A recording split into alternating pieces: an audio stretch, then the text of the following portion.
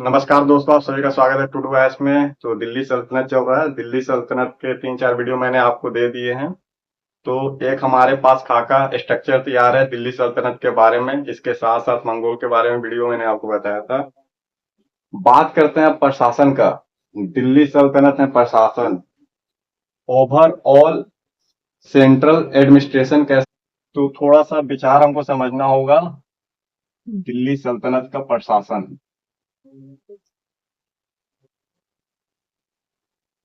किस तरीके के विचार को हमको समझना होगा। सबसे पहला समझना होगा कि इस्लामी राजनीतिक विचारधारा,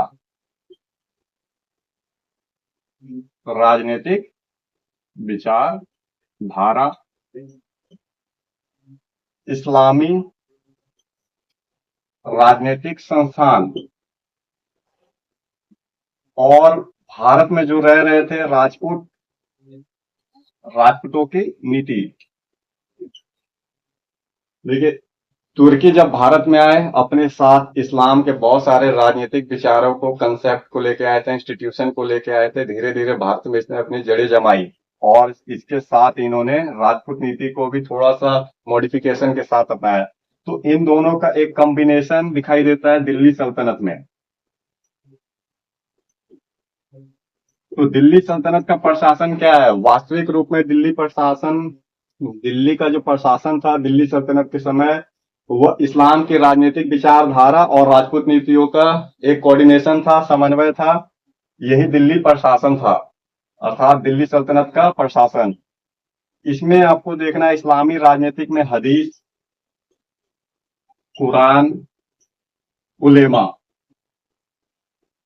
अगर राजनीतिक विचारधारा थी इस्लाम की तो किस पे आधारित थी? तो हदीस पे, कुरान पे और उलेमा पे। भारत में भी प्राचीन काल में जो राजनीतिक संस्थानें थी किस पे चलती थी? तो वेदों पे आधारित थी या उपनिषेदों पे। वेद उपनिषेद पे आधारित थी। ठीक उसी तरीके से जो इस्लामिक समाज है वो हदीस, कुरान और उलेमाओं के द्वारा निर्देशित है। इन्हीं की राजनीतिक विचारधारा संस्थानों को दिल्ली सल्तनत में अपनाया गया था।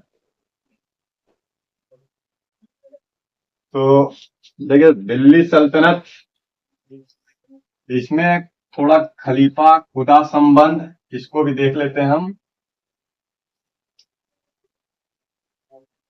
ये सब मैंने आपको पहले से बताया, फिर भी छोटा ब्रीफिंग देखिए। खलीफा, खुदा, खलीफा खुदा, और इस साइड है सुल्तान। इनके बीच का एक संबंध है, तीन है। और तीनों के बीच का अगर मैं बात करूं तो रिलेशन, संबंध। खुदा कौन है? तो जिसने, इस्लाम के अनुसार खुदा जिसने जन्नत बनाया, जिसने लोगों को बनाया, सारे जीव जंतुओं का निर्माण किया, खुदा सर्वोच्च। जो खुदा है वह सर्वोच्च है। और इस्लाम में जो खुदा रहते हैं वह निरंकार के रूप में पूजे जाते हैं। तो खुदा सच्चा मालिक है दुनिया का, जगत का, सर्वोच्च है। जो खलीफा है, इसको देखिएगा, खलीफा सेकंड नंबर पे। तो खुदा ने अपनी बात लोगों तक पहुंचाने के लिए समय समय पर पैगंबर भेजे। जो खुदा है, खुदा की बात लोगों तक कैसे पहुंचे? तो खुदा की बात लोगों तक पहुंचाने के लिए पैगंबर पैगंबर को इन्होंने भेजा। एक ही पैगंबर हुए हैं, वह है हजरत मोहम्मद। इस्लाम जगत में एक ही पैगंबर हुए हैं, हजरत मोहम्मद। जब हजरत मोहम्मद की मृत्यु हो गई तो इसके बाद जो उत्तराधिकारी थे यही खलीफा कहलाते थे। खलीफा कौन है? तो हजरत मोहम्मद के जो बाद के उत्तराधिकारी है, जो इस्लाम जगत के सर्वोच्च नेता बने, अर्थात जब इस्लाम का विस्तार होने लगा मिडिल ईस्ट से लेके सेंट्रल एशिया तक और उत्तरी अफ्रीका तक, तो उस समय पूरा जो इस्लामिक समाज था उसका सर्वोच्च नेता, धार्मिक नेता, धार्मिक गुरु, यही खलीफा बना था। बाद में खलीफा का पद भी डिवीजन हुआ, अलग अलग खलीफा है। तो खलीफा में कुछ वंश भी हुए जिन्होंने इस्लामी जगत में अपना एक प्रभाव बनाया था, जैसे अब्बासीद, अब्बासीद खलीफा, ये वंश भी है, साम्राज्य भी है। उमयद, उमयद खलीफा, फिर बाद में तुर्की क्या है, ओटोमन, तो ओटोमन खलीफा। तो 8वीं शताब्दी के बाद लगातार खलीफा का पद बना रहा। ओटोमन साम्राज्य तुर्की का एक साम्राज्य था, इसके बाद में खलीफा हुए, तो अब्बासीद खलीफा हुए, उमैयद खलीफा हुए और ओटोमन खलीफा हुए। तो खलीफा आपको बोलना है, खलीफा कौन थे, ये वास्तविक रूप में हजरत मोहम्मद के उत्तराधिकारी थे, जैसे अबू बकर खलीफा हुए। अब सुल्तान कौन था, तो सुल्तान अलग अलग जो क्षेत्रों पे शासन करता था। तो कुछ डायग्राम अगर बनाना है तो ऐसे बनाएंगे आप, ये हो गए खुदा, सर्वोच्च है, वेन डायग्राम बना लीजिए आप, खुदा, खुदा के अंदर फिर करेंगे आप पैगंबर, पैगंबर के अंदर आप करेंगे खलीफा, और इसके अंदर एक और कर लेंगे आप सुल्तान। तो अलग अलग क्षेत्रों पे सुल्तान बसे, अर्थात सुल्तानों ने अपना साम्राज्य स्थापित किया था। इस सुल्तान को मंजूरी किससे मिलती थी, इस सुल्तान को मंजूरी मिलती थी खलीफा को। अगर मान लेता हूं कोई क्षेत्र है ए क्षेत्र का अगर कोई सुल्तान बना, तो ये सुल्तान शासन प्रशासन कैसे करेगा, इसको मंजूरी कौन देगा, सर्वोच्च नेता होता था खलीफा। खलीफा से मंजूरी मिलना जरूरी था, इसे बोलते थे मंसूर। मंसूर अर्थात मंजूरी मिलना, ठीक है आप शासन कर सकते हैं हमारी ओर से। तो इसका मतलब था इस सुल्तान को परमिशन मिल गया था इस्लाम जगत, अर्थात जितने भी इस्लामिक समाज है, संस्थान है, उन सब का परमिशन मिल जा रहा है। तो खलीफा सुल्तान को परमिशन देता था। बात ठीक है, लेकिन सुल्तान भी बदले में खलीफा के लिए बहुत कुछ करता था, इसे भी खुश करना जरूरी था। तो सुल्तान भी कुछ ना कुछ उपहार के रूप में या बख्शीश के रूप में कुछ देता था खलीफा को, ताकि खलीफा संतुष्ट रहे और सुल्तान पे खलीफा का आशीर्वाद हाथ रहे हमेशा। तो इस तरीके से इन दोनों के बीच का रिलेशन था। हालांकि दिल्ली सल्तनत में बहुत सारे सुल्तान ऐसे हुए जो खलीफा को नहीं मानते थे। जैसे एक है कुतुबुद्दीन मुबारक खिलजी, नाम नोट करेंगे आप। तो अब सीधा बात करते हैं प्रशासन का।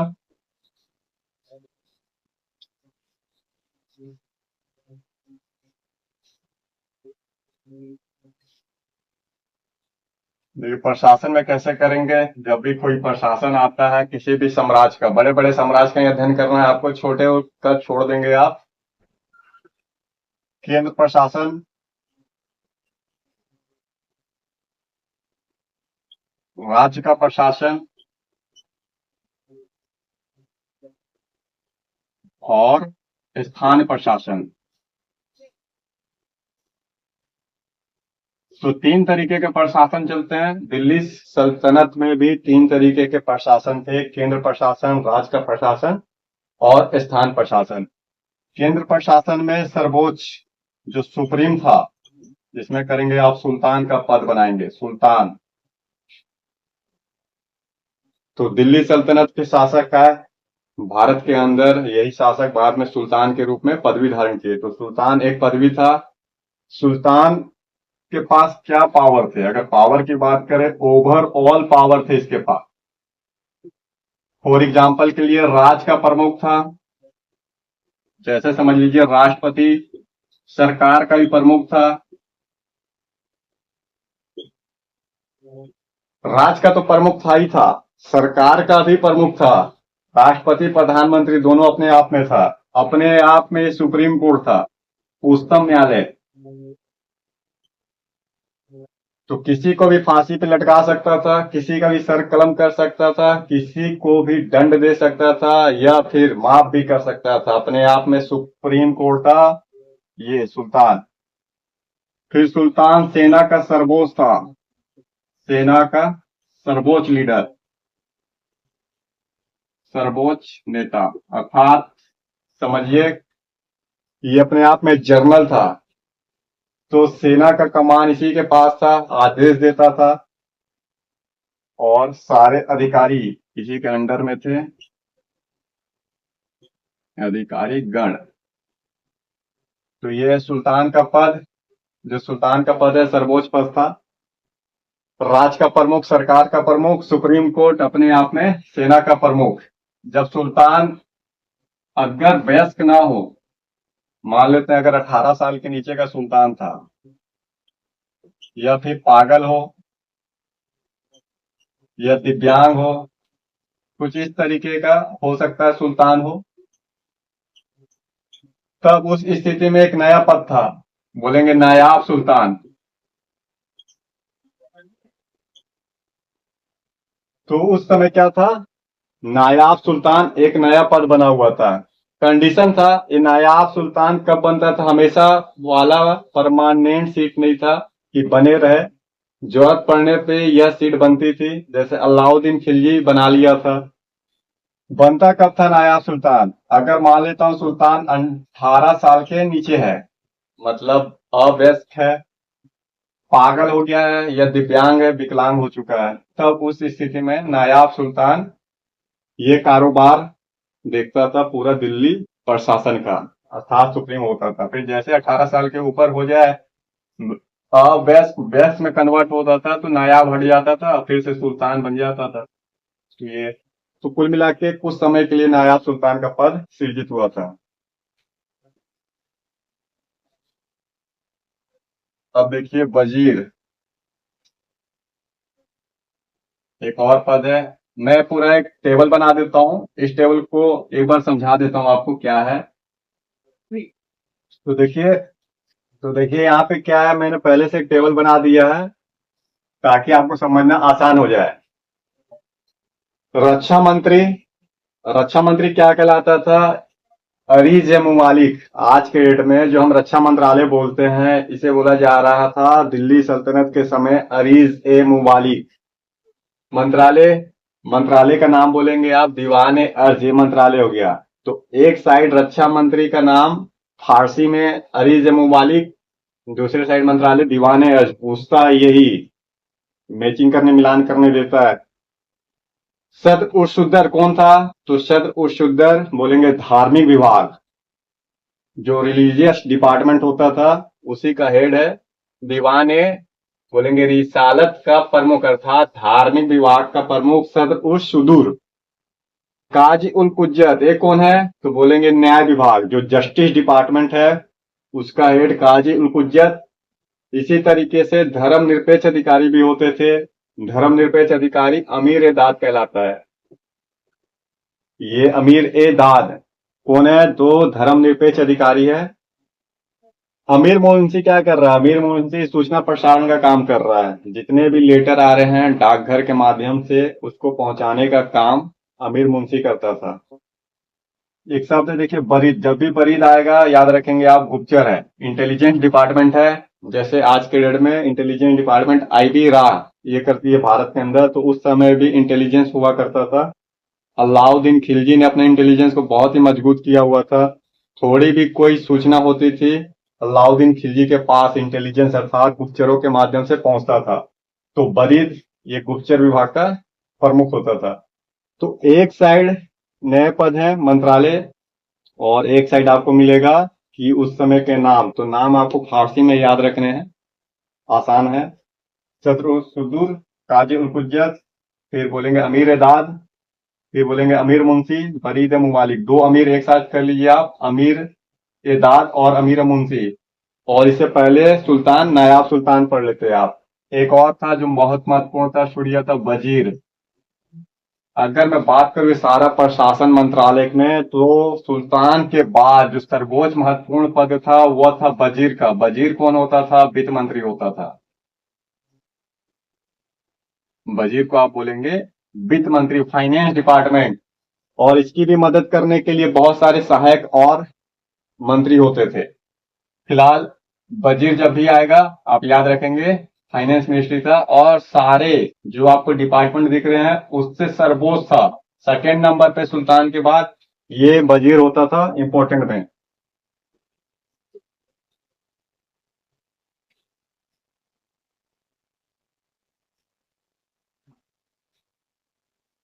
नाम फारसी है या तुर्की भाषा में है, थोड़ा सा टफ पड़ता है। बाद में अरबी भी आया है। तो अरबी, फारसी और तुर्की भाषा का मिश्रण है प्रशासन में। प्रांत की बात कर लेते हैं, प्रांत प्रशासन। और इस साइड स्थानीय प्रशासन।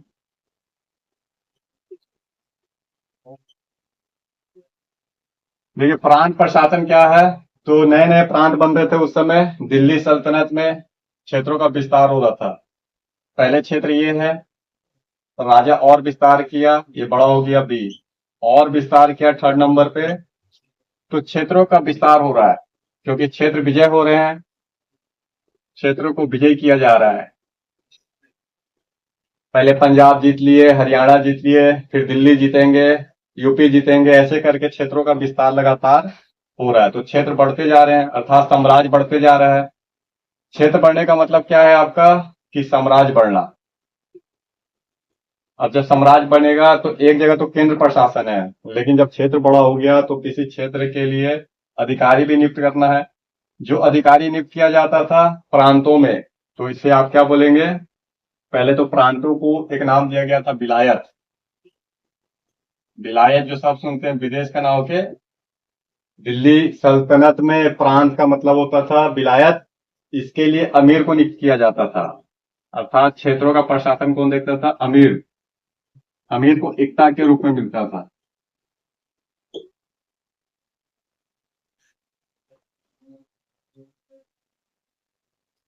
देखिए अमीर होता था ये अधिकारी समझ लीजिए, और इक्ता क्या था, इक्ता एक क्षेत्र था। इक्ता का मतलब था दिल्ली सल्तनत में, इसमें तो पढ़ना भी हमें, सिर्फ इतना समझिए कि इक्ता एक प्रशासनिक सिस्टम था जो दिल्ली सल्तनत के समय आया और मुगल साम्राज्य के समय आया था मनसबदार। तो इक्ता और मनसबदार ये दो प्रणाली आई थी, तो अमीरों को इक्ता के रूप में दिया जाता था, अर्थात वो जो क्षेत्र है कि इस क्षेत्र का आप प्रशासन संभालेंगे, ये पूरा क्षेत्र इक्ता हो गया, यहाँ से राजस्व कलेक्शन करना है आपको, तो अमीर। इसका सेकेंड नाम क्या था, नायाब बोलेंगे। तो प्रांतों में नायाब होता था, समझ रहे हैं आप, प्रांत एक प्रांत हो गया, दो प्रांत, तीन प्रांत, चार, पांच, छह, ऐसे करके प्रांत हो रहे हैं। अलाउद्दीन खिलजी के समय 12 प्रांत थे। अलाउद्दीन खिलजी, अलाउद्दीन खिलजी के समय कितने प्रांत थे, 12 प्रांत थे। प्रांत का मतलब आज के डेट में स्टेट से सीधा सब मतलब निकाला जाता है कि उस समय का प्रांत अभी का स्टेट। तो अमीर, अमीर का सेकेंड नाम था नायाब। प्रांतों में भी अरीज होते थे, प्रांतों के अरीज बोलेंगे। अरीज कौन है, तो सेना का प्रमुख है प्रांतों में। इसके साथ और पद भी बने थे, तो प्रांतों में वजीर, प्रांत वजीर, प्रांतों में न्याय को देखने के लिए काजी, अर्थात प्रांतों में भी ठीक उसी तरीके से सिस्टम बनाया गया जिस तरीके से केंद्र प्रशासन था। तो केंद्र प्रशासन और प्रांत का प्रशासन, ये दोनों प्रशासन, देखिए केंद्र का प्रशासन और प्रांत का प्रशासन दोनों एक जैसे थे। प्रांतों में भी नायाब बनाए गए, नायाब, प्रांतों में वजीर, प्रांतों में अरीस और प्रांतों में काजी।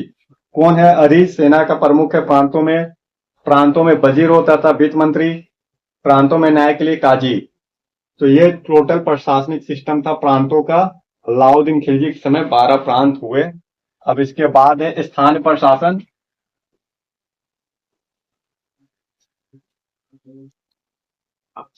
तो स्थानीय प्रशासन भी था। आज के डेट में स्थानीय प्रशासन क्या है, स्थानीय प्रशासन है जिला, ब्लॉक है, ब्लॉक के नीचे गांव है। तो उस समय भी स्थानीय प्रशासन हुआ करते थे। तो प्रांत, इसको ऐसे करेंगे प्रांत, प्रांत के नीचे क्या था, सिकदार, सिख, सिख के नीचे करेंगे परगना।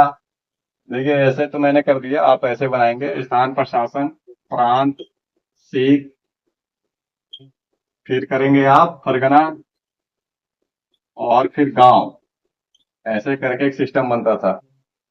तो प्रांत तो समझ में आ गया आपको। प्रांत के अंदर सिख होते थे, अर्थात काफी सारे क्षेत्र बांट दिया गया था, समझिए कि जिला, उसका हेड होता था सिकदार। अगर ये प्रांत है तो प्रांत के अंदर क्या था, अगर प्रांत है तो प्रांत के अंदर सिख होते थे, तो काफी सारे सिख होते थे। इसका प्रमुख कौन था, सिकदार था। बोलता है सिख क्या थे, एक प्रशासनिक सिस्टम था सिख, इसका प्रमुख क्या होता था, सिकदार, सिकदार। तो एक ही प्रांत के अंदर सिख होते थे। अब सिख के अंदर अगर एक सिख उठा लेता हूं मैं यहां से, सिख, तो सिख के अंदर क्या होते थे? फरगना होते थे। फरगना है क्या वास्तविक रूप में? तो फरगना है गांव का समूह। ब्लॉक समझिए, गांव का समूह। और सिख क्या है? डिस्ट्रिक्ट हो गया, जिला। ये ब्लॉक और ये गांव हो गया। तो हो क्या रहा है? सिकदार, जो जिला हो गया उसका हेड सिकदार हो गया। अब एक सिकदार के अंदर में काफी सारे फरगना हो गए, फरगना अर्थात ब्लॉक हो गए।